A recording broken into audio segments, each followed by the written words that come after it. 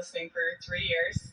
I found you via Tony Robbins, and then I went to look for Tony Robbins' teacher, so I found Wayne Dyer, and then I said, well, who's teaching Wayne? So then I found you in a conversation you had taped, I'm not sure what year, and it basically made, Wayne Dyer was talking about his dad, I don't know if you remember this, but anyway, it made him look like you were teaching him as a child, and it was amazing. Isn't that a remarkable thing, that a magnificent, well-renowned teacher like Wayne Dyer is willing to expose himself with an unanswered question, and those watching get to watch him receive the answer to his question in real time. And it was amazing. Yeah. It was about 2 hours, and I watched the entire thing. I didn't even have the time, and I just stopped everything because I did have the time, and it was amazing. Well, that's what we mean when we say you all teach to the clarity of your example.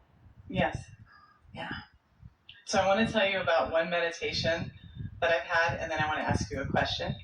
When I meditate, not all the time, I meditate every day. I get up early, 4:30, I work out, then I meditate because I feel like my brain is more open after I work out.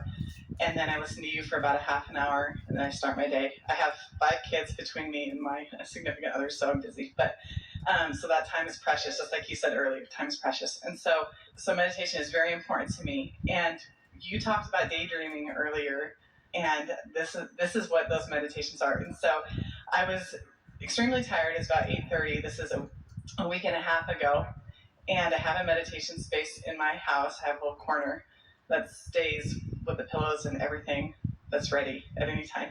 That's pre-paving right there, and expectation. And it's on the way to my bedroom. It's just in this little corridor. So I walked by it, and I saw the lights flicker, and I was exhausted. I ran my kids around. There was all the kinds of activities. And I said, oh, Esther says that Jerry visits her when the lights flicker. And so I know that, that was somebody. And so my mom passed away 12 years ago. She croaked, as you would say. And I truly believe that because she is everywhere. So anyway, I said, okay, Mom, I'm really tired, but I will do this. And Abraham, I will do this because you said that's what it is. And that had never happened before. There have been other messages, but never lights flickered like you specifically had said. And so I laid down on my meditation mat, and I had like several pillows, and I usually don't lay back on all of them, but I was so exhausted.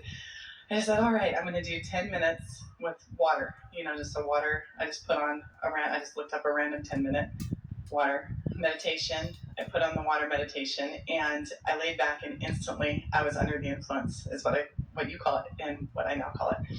And when I went under... Now, before you go further, we just want to emphasize what you just said. So that meditation place is already there, and it has the expectation of it.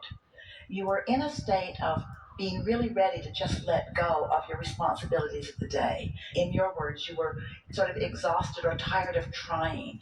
And so, without even realizing it, you had set yourself up for the perfect opportunity for a rendezvous, so much so that you timed a rendezvous with those blinking lights, which was inspiration to go further. So we're just wanting to emphasize the getting ready to be ready to be ready to be ready, and the value of pre-paving. In other words, you were setting yourself up for this rendezvous, and so? Yes, and so I laid back, and I fell under. And when it happens, when I fall the way that I did that time, I can see myself. I'm walking along this path. It's fall. I'm just on this path, beautiful trees everywhere, and I'm walking along this path, and I come upon this large tree. All right, so let us just say to everyone else, she's utterly in the receptive mode. In the receptive mode. In other words, she's not thinking these thoughts. She's not trying not to think these thoughts. She's just in the receptive mode, where what's in her vortex is bubbling up into a vision that she is receiving. Yes. That's exactly what it feels like. I'm not thinking whatsoever. There's no connection. But there's a difference between thinking a thought and receiving a thought. Yes. It's really a good thing to acknowledge whether you're thinking or whether you're receiving. And it's nice to deliberately think good feeling thoughts. But, oh, wow, when you're in the place where you're receiving. Yes. Yeah. It's awesome. So I'm on this path, and I come upon this tree, a tree so big I can't get my arms around it, right? And it's solid gold. So I come upon this tree, and I'm standing there, and I'm looking at it, and I say, there's a little branch that had broken off, but it was still golden, and I said, what's the mess? What am I supposed to do? And I'm standing there, and I go up and I kind of like grab the branch, and right away I hear a voice that says no. And so I step back, and I'm like looking at the tree, and I said, well, am I supposed to? In my brain, I'm not talking to myself, but in my.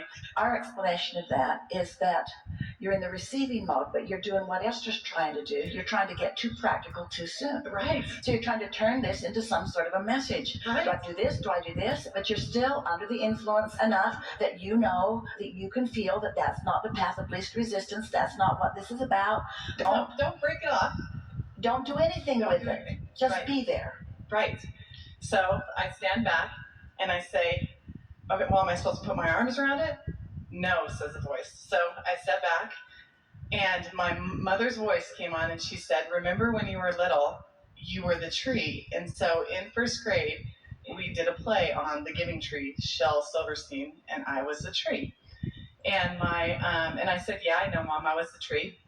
And she said, no, you were the tree. And then I said, yeah, I know, I was the tree. And then she said, you're the tree. What does a tree do? Well, a tree bees. A tree doesn't strive or try to excel. A tree doesn't even have to run around to find nourishment. It just expects it to come. A tree just stands there and lets the well-being and the resources of the universe flow to it. Yes. And it was like, basically, you are enough. Like, you already have all, it's not strive here, go try it, do this, accomplish. It was just like, you already have it. Well, you're the tree. Now you're putting your words on it. Right. I didn't. Well, that's what. Your mother didn't tell you that. No. So she didn't say that. She didn't say that. You're the tree. Now, what does a tree do? A tree bees. Does a tree self-judge? No. Does a tree run around trying to get attention? No. Does a tree receive the resources from the universe right where it stands? Does a tree thrive where it bees? In other words, that tree that your mother was explaining to you represents the state of allowing, the state of being, not the state of trying, not the state of proving, not the state of running after things. Step one, you scramble around a little bit. You're not the tree in step one. You're the seeker, you're the asker, and the resources are flowing. This is a really good conversation to have in the midst of wanting to be more in the state of allowing. We'd like you all to just be that tree and let the resources of well-being just flow to you. We know that for many, it just doesn't seem enough to be a tree. That's why you're not a tree, is because you didn't plan on being a tree. But you got to be tree-like. You got to be tree-like in that just let the well-being come to you. And so it was so powerful. And I was telling my close friend this story yesterday, and he said, well, what is that around your neck? And I forgot, a friend of mine 3 years ago gave me this Tree of Life necklace, and I've been wearing it for time. That's what this is all about. And so I walk in today, and there it is. And I said, she will call me today. But notice, there are the roots. It's what comes before. There's the tree. There's the receivers out here. So can I tell you one more? I just want to tell you one more meditation I had that was the same. Before tree. You do. Okay. Before you do. That was so profound. Before you do, we want to talk about meditation and receiving. Yes, that's what my question. We know. Okay. So I want more of that. How do I get to that? So, like, of course, every morning it's not like that, or every time I don't get these like fabulous. But when I do, it's like, At first we called this the science of deliberate creation, but you all got too deliberate and too much striving and too much trying to apply the determination that you've learned in other places in your life to this. And deliberate creation is really what you want. You want it more than creating by default. So then we began to put the emphasis upon being in the allowing mode, being in the receiving mode, because that really is where the majority of your most productive focus is.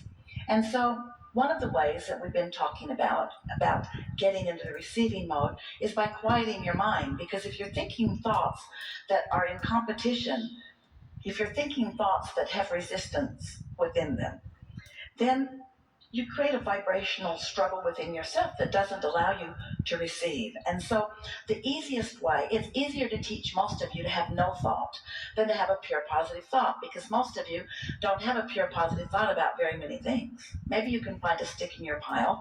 So when you quiet your mind, you stop thought. When you stop thought, you stop resistant thought. And when you stop resistant thought, it allows your vibration to rise. So that state of meditation will put you in the receiving mode.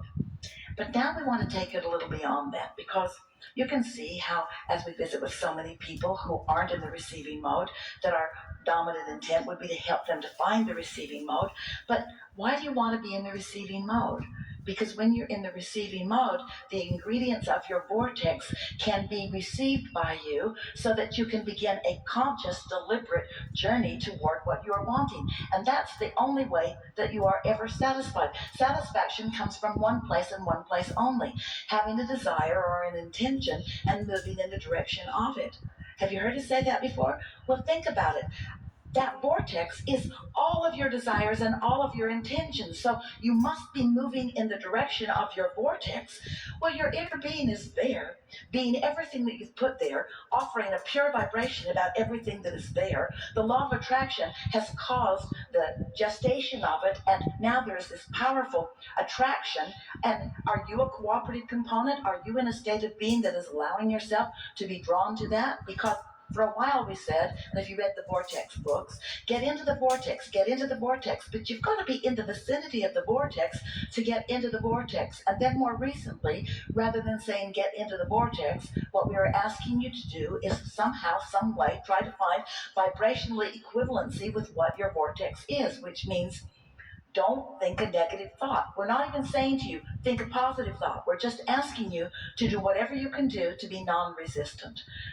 So many people have heard others talk about their meditations, where wonderful things like this happen, where they have visions or confirmation of things. And so many people, in approaching the subject of meditation, want to jump right over there to receiving something. They want to jump right over there and receive. I'm willing. We know you are. Well, you've demonstrated it already. They want to jump right over there to receive something. So the first step in beneficial meditation, it really is to quiet your mind. But when blissful thoughts begin occurring to you that feel like daydreams, that means you're in the receiving mode. That means that you're translating. And so just go with it. For a while, that was happening to Esther. She didn't have any instruction except to quiet her mind, and when her mind wandered, to release the thought. And so when she began being in the receiving mode and thoughts began occurring to her, she would breathe them away, because she thought that that was something wrong that she was doing in meditation. But it isn't a wrong thing. It's just don't try to think the thoughts. And that's what happens to people in meditation. They quiet their mind and then they want to direct the thoughts in meditation. You've already directed the thoughts. You've already filled your vortex full of the components of your thoughts. Now, in meditation, quiet your mind. But when the thought begins to come and it feels wonderful to you, just watch it like a movie. Now, did you notice that when you started to get involved in your movie, no one was telling you no? There was no one, because non-physical does not shout no at you. But it felt like no, because you could feel that that was not the purpose of this. That was not the reason for this.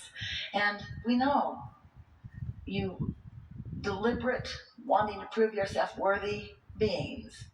It's hard for you to hear that you're already worthy and you don't have to prove, because there's been a whole bunch of bogus information that's been offered to you by people who needed to control your behavior so that you could feel better. Sometimes people say to us, Abraham, you teach selfishness. And we say, yes, we do. Because if you're not selfish enough to care about how you feel and accomplish feeling good, then you will not hook in and you won't have anything to give anyone else. And who is it that's most likely to call you selfish? Someone who wanted you to do what they wanted rather than what you wanted. You're speaking to who I brought today. You're speaking to who I brought today. Isn't that pretty screwy? Yeah, in a separate, not he and I in a separate relationship, but you're speaking. Isn't that pretty screwy? Do not please yourself, please me. And if you please yourself, you are therefore selfish. And so, I love you. I don't need